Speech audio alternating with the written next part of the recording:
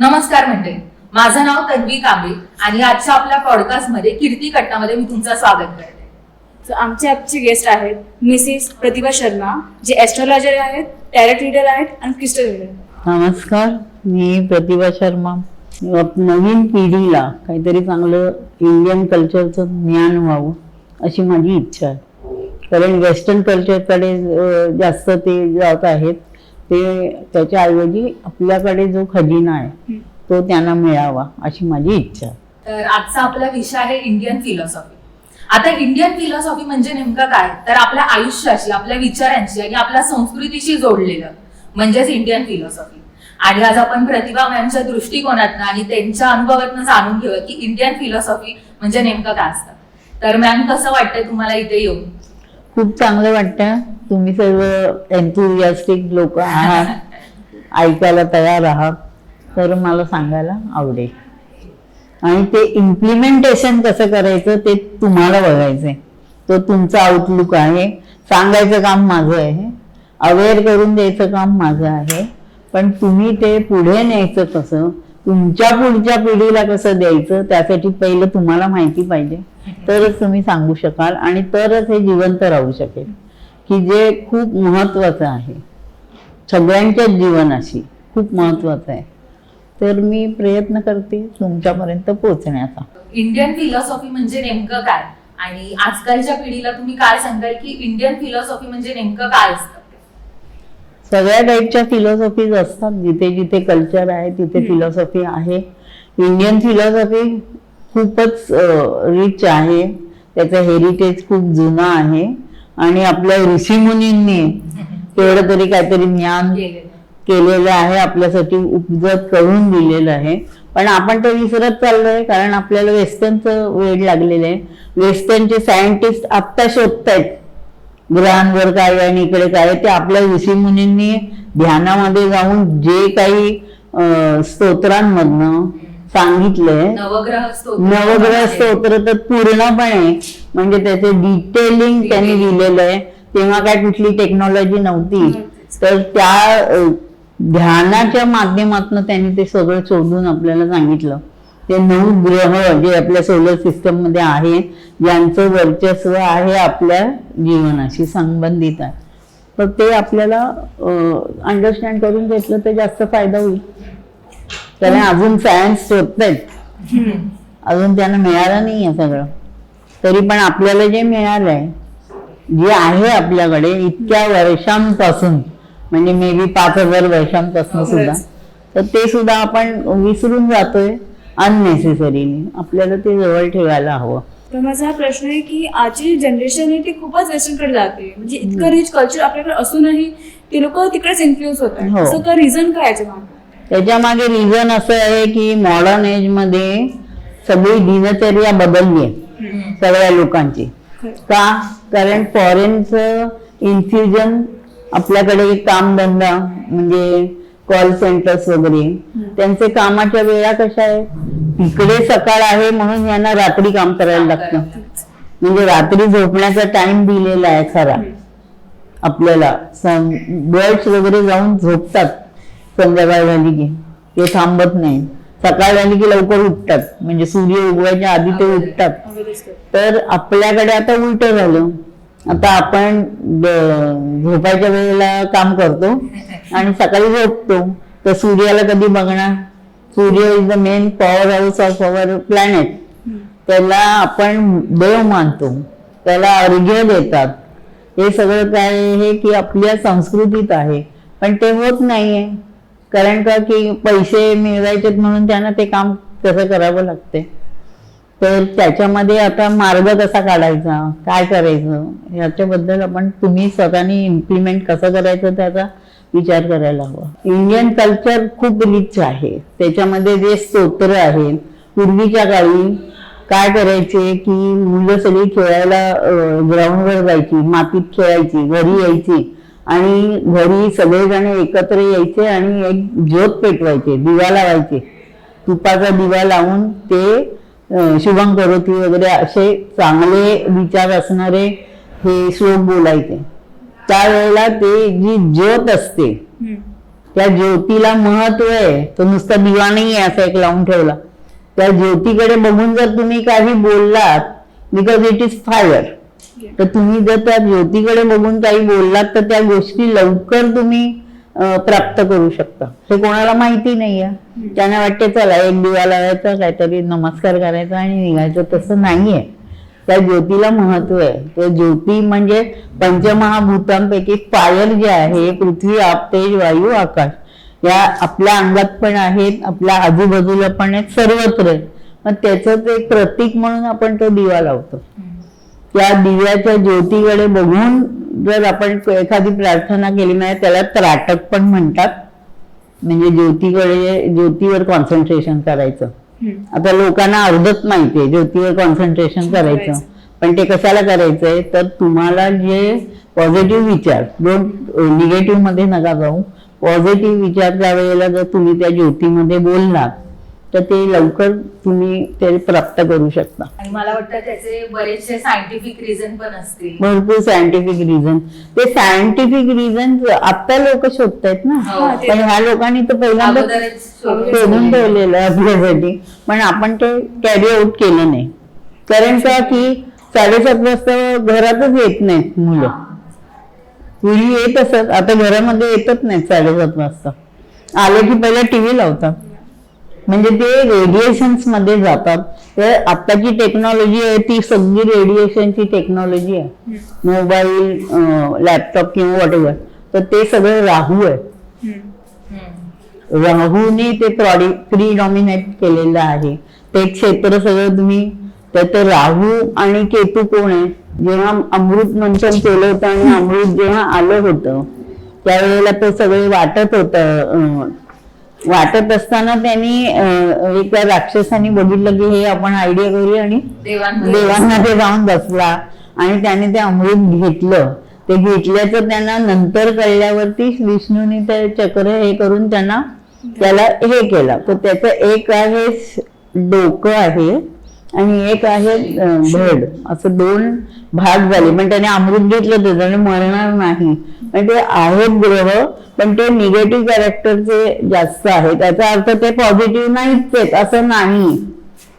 केतू आहे तो गुरुला मानतो, म्हणजे गुरु सारखे हे पण देऊ शकतो. आणि राहू आहे तो इज व्हेरी पॉवरफुल, पण तो दोन्ही बाजूनी आहे, म्हणजे चांगला पण आहे आणि वाईट पण आहे. तुम्ही चांगली बाजू त्याची हे उजागर केली तर तो तुम्हाला हेल्प करेल. मॅम, तुम्ही आमच्या प्रेक्षकांना सांगू शकतात का की काय केल्याने त्याचा पॉझिटिव्ह इम्पॅक्ट आपल्या लाईफ मध्ये येईल?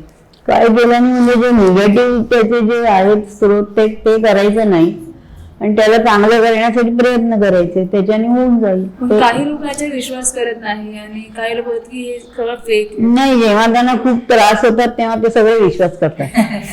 तोपर्यंत नाही करत. तोपर्यंत ते म्हणतात काही नाही, असं काही नाही. कारण ते छायाग्रह आहेत, ते ग्रह दिसतच नाही.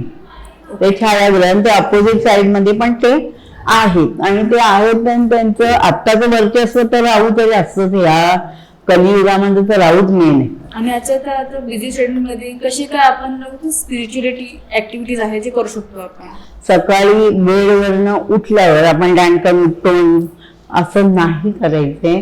कारण ज्या धर्तीवर आपण आहोत तिला तर ग्रॅटिट्यूड द्या, तिला तर हे माना की बाबा तुझ्यामुळे आम्ही आहोत, नाही का.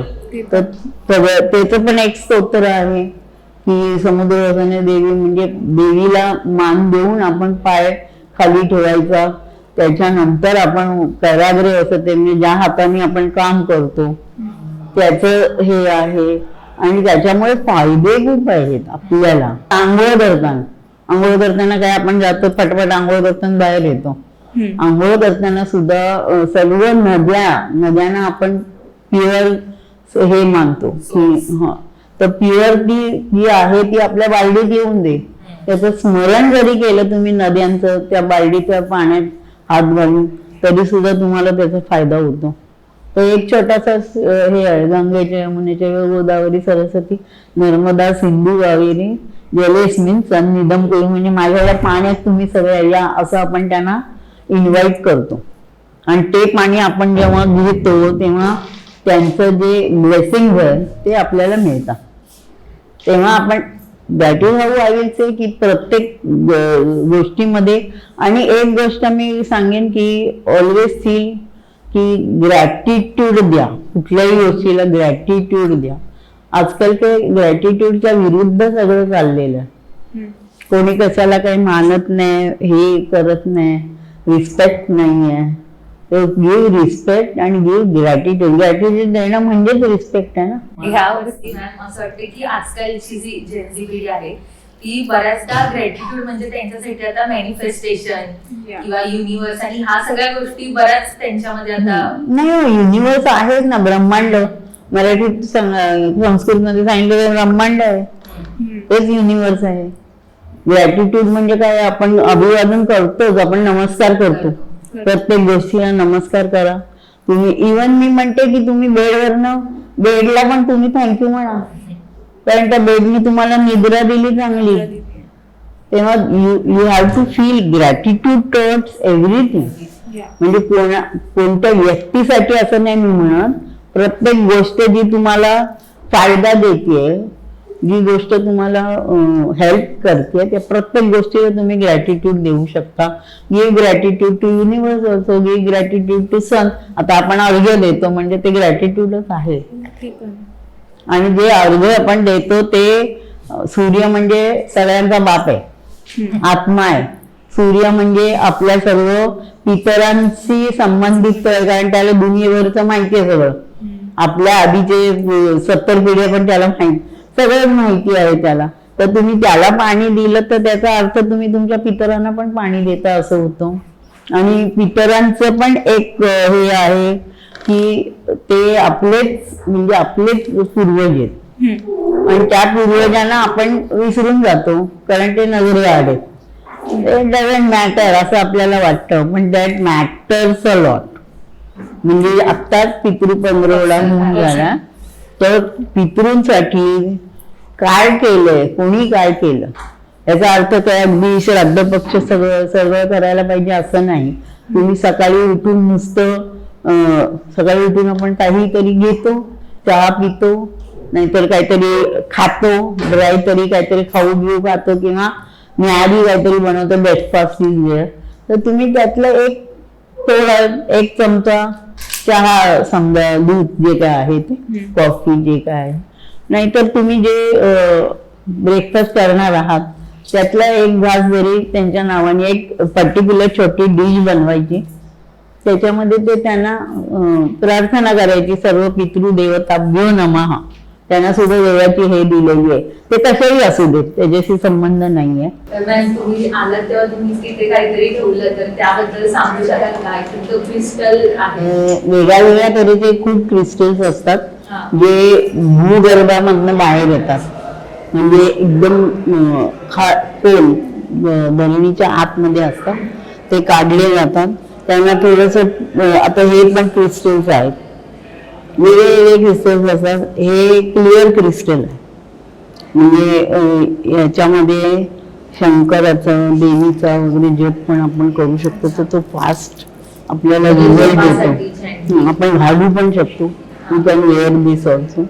आणखी त्याचे फील घ्या, काय वाटतं तुम्हाला? कोल्ड आहे, बरोबर सांगितलं.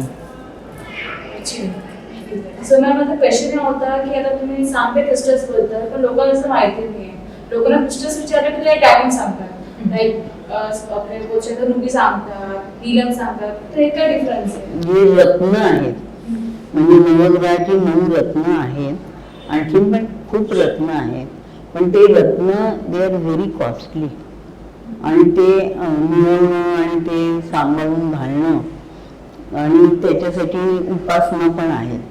ते नुसतं घालून बसायचं नाहीये, त्याची उपासना पण करायला लागते, जप करायला लागतो. आणि त्याच्या ऐवजी तुम्हाला जर सबस्टिट्यूट काहीतरी हवं असेल तर कमी पैशामध्ये, तर ते आहे क्रिस्टल्स. ते पण बहिणीच्या भूगर्भातूनच येतात, आणि ते सुद्धा त्याचे थोडेसे कॉस्टली असतात, एकदमच काही हे नाही, पण त्याच्यापेक्षा कंपॅरेटिव्हली खूप कमी पैसे असतात त्याला. आपण ते क्रिस्टल्स वेगळ्या वेगळ्या फॉर्म मध्ये ठेवू शकतो.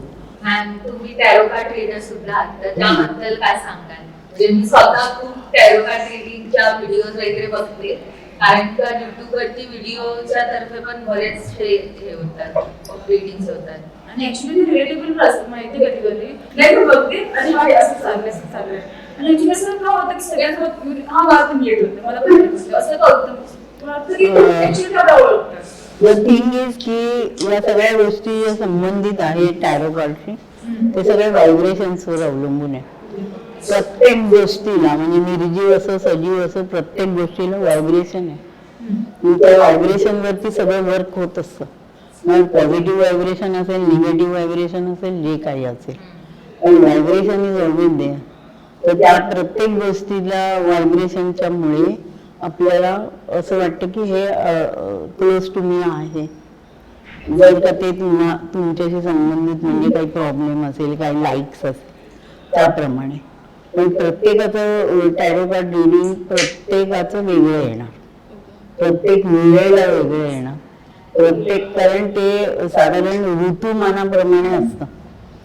एका ऋतूमध्ये जेव्हा तुम्ही हे बघता म्हणजे साधारण 1.5 महिना ते 1.5 महिन्याचं ते रिडिंग चालू शकतं. परत पुन्हा तुम्हाला जर काही डेव्हलपमेंट झालं कारण रेमिडीज देते मी ते रेमिडीज केल्या तर डेव्हलपमेंट होतात चांगल्या वाईट तर होत नाही चांगल्याच होतात. तर मग आपण पुन्हा रिडिंग घेतलं तर आपल्याला कळतं की काय काय आहे काय नाही काय करायला. म्हणजे एस्पेशली आता कोणीतरी आजारी आहे तर आजाराच्या बाबतीमध्ये आपल्याला कॅटेगरी प्रमाणे बघावं लागतं. So you have to see it in every 1.5 महिना तर कमीत कमी बघावंच लागतं की करिअर असेल किंवा काही असेल त्याबद्दल आपल्याला डिटेल माहिती हवी असेल तर आपल्याला ते टॅरो कार्ड हेल्प्स. कारण का की त्याला आता पत्रिका वगैरे कोणाकोणाच्या पत्रिका नसतात कोणाकोणाला तर बर्थ डेट पण माहिती नसतात म्हणजे जुने वगैरे असेल त्यांना माहिती नसतं पण tarot card will give answers to everything. ते सगळ्यांना रिलेट तर नाही करू शकत ना. नॉर्मली एखादी गोष्ट कोणाला रिलेट नाही करत.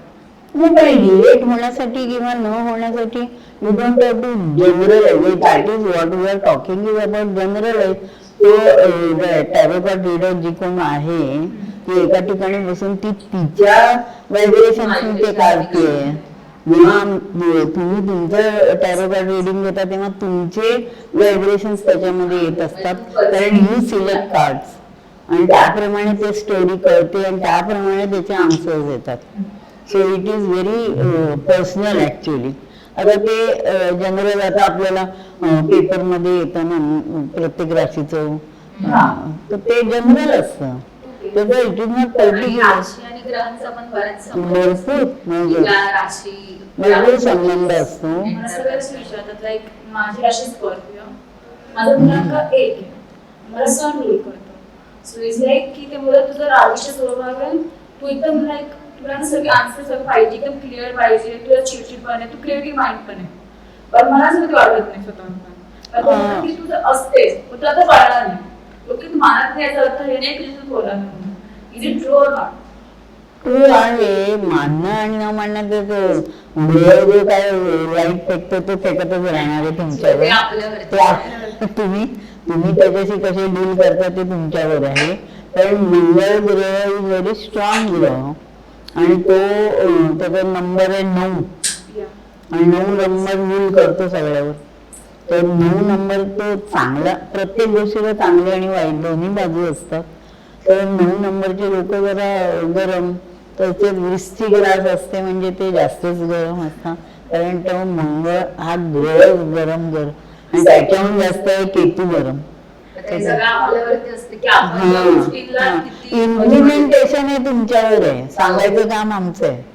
तुम्ही किती इम्प्लिमेंटेशन मध्ये जाता काम करता किती रिलिजियसली ते करता का आपल्या बरोबर कोणीतरी सांगितलं म्हणून तसं नाही सांग.